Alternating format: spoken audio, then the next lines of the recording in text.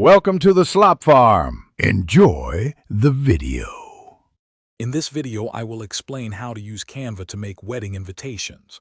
First, navigate to Canva's website or open the app. You will find thousands of beautiful pre-designed templates for wedding invitations. Select a template that resonates with your vision, perhaps a classic floral or a modern minimalist design. Then, begin customizing by changing colors, fonts, and adding your own unique touches. It's a straightforward process, allowing you to create something truly special in just a few minutes. Now, let's make your invitation truly yours. You can easily upload personal photos, perhaps an engagement picture, or custom graphics to incorporate into the design.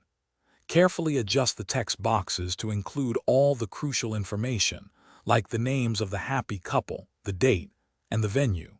Don't be afraid to experiment with various font combinations. Aim for one elegant script and one clear, readable sans serif font to ensure all guests can easily read the details. Next, focus on the specifics of your big day. Ensure all event details are accurate and prominently displayed, including the full date, exact time, and complete venue address. For modern convenience, you might add a QR code that links directly to your wedding website or an online RSVP form. Before finalizing anything, meticulously proofread every single word.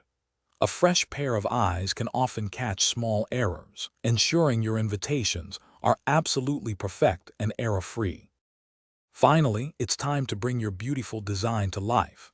Download your completed invitation as a high-resolution PDF for printing, which ensures the best quality. You have the option to use a professional printing service for a polished finish, or you can print them at home if you have a good quality printer. For a luxurious feel, consider using a sturdy cardstock, perhaps 110-pound weight, which adds a significant touch of elegance to your finished wedding invitations. Thanks for watching. Consider subscribing if we helped you today.